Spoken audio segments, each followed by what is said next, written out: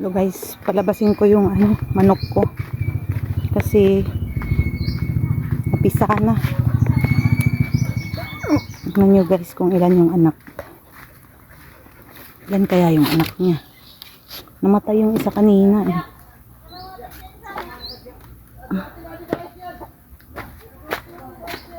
Hello, asan ka na?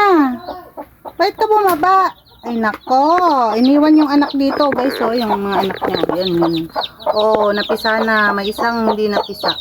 Naku, asan na yung nanay?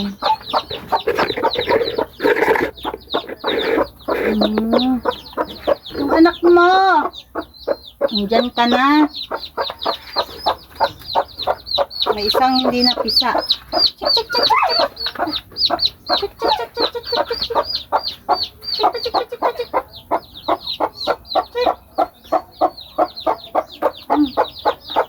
Ayan, doon sa nanay mo.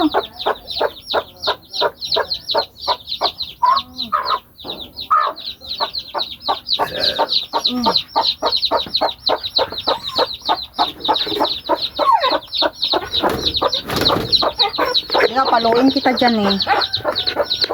Yan na guys, son. Doon sila oh. Kuha lang ako ng pagkain.